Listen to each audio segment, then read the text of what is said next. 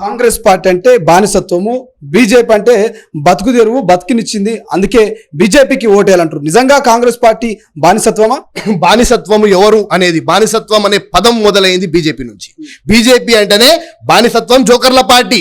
అందులో బానిసత్వం చేపించేటోళ్ళు ఉంటారు, జోకర్లను చేసేటోళ్ళు ఉంటారు, ఇంకా వేరేటోళ్ళు అక్కడ ఉండరు. వాళ్ళు మనుధర్మ శాస్త్రాన్ని చేతిలో పట్టుకొని భారత రాజ్యాంగాన్ని జంతర్ మంతర్లో తగలబెట్టిన నాయకులు బీజేపీ నాయకులు. ఈ మాట వాస్తవం కాదా?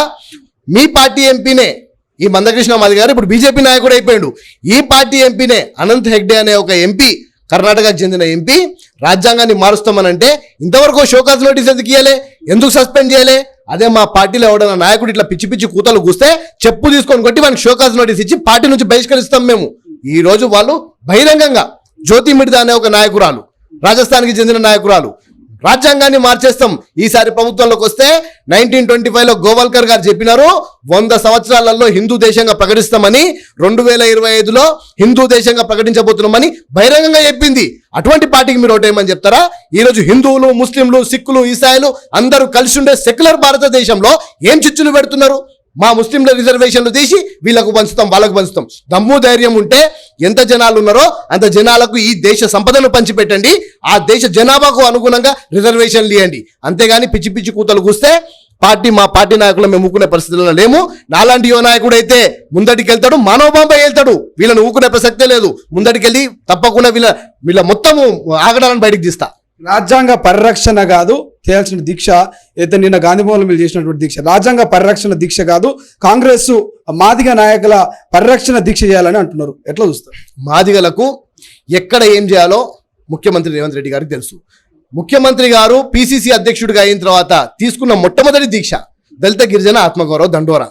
ఈ రాష్ట్రంలో కేసీఆర్ మీద ఉక్కుపాదం మోపడానికి మొట్టమొదటిగా బయలుదేరిందే దళిత గిరిజన ఆత్మగౌరవ దండోరా పేరు మీద.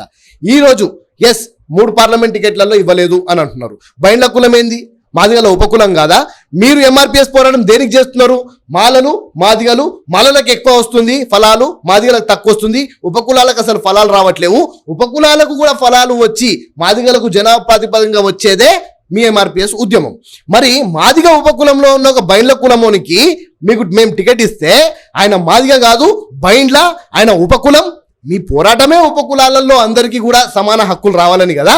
మరొక బైండ్లలో నుంచి ఉన్న మా కడియం శ్రీహరి గారికి టికెట్ ఇస్తే ఇదే దండోరా ఉద్యమానికి ప్రతి ఒక్క మీటింగ్లో మీకు ఆర్థికంగా ఇచ్చినాడు, మీటింగ్లలో వచ్చి మాట్లాడిండు. అప్పుడే ఆయన మాదిగ ఉపకులం అనిపించలే మీకు. ఈ రోజు మీరు అనుకున్న వాళ్ళకి టికెట్ రాలేదని మీ బీజేపీ పార్టీ ఆరూరి రమేష్, మీ భూమి కబ్జా పెట్టిన ఆరూరి రమేష్, ఆయనని గెలిపించుకోవడానికి బైండ్ల కులము ఉపకులం అని చెప్పి మీరంతా ఇవన్నీ మాటలు మాట్లాడుతున్నారు.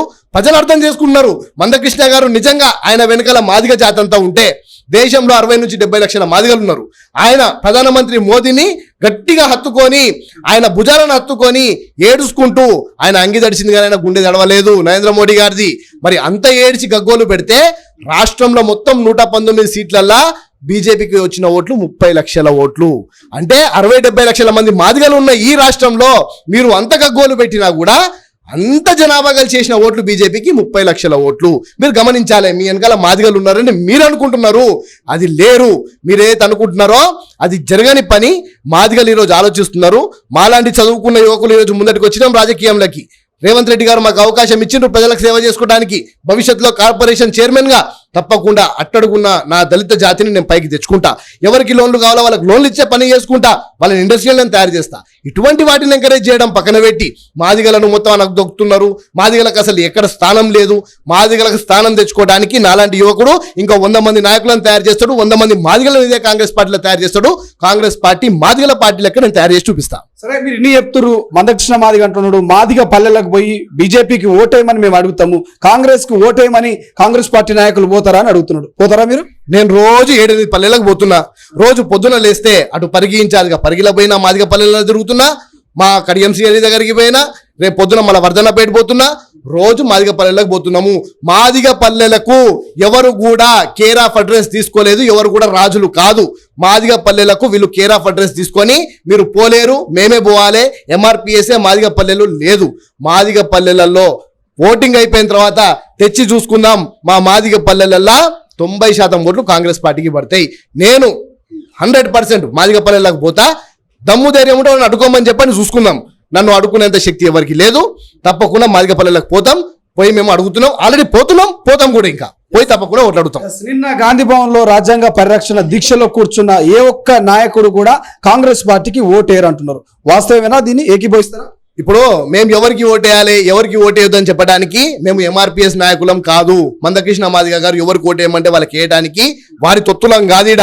కాంగ్రెస్ పార్టీ పరంగా ఏదైతే దేశానికి ఈ రోజు మేము ఈ నిల్చోడానికి కారణం ఉందో, రాజ్యాంగాన్ని రచించుకునే అవకాశం బాబాసాహెబ్ అంబేద్కర్ గారికి ఇచ్చింది, లా మినిస్టర్ చేసింది, ఈ రోజు రాజ్యాంగం ఉంది కాబట్టి మేమున్నాం.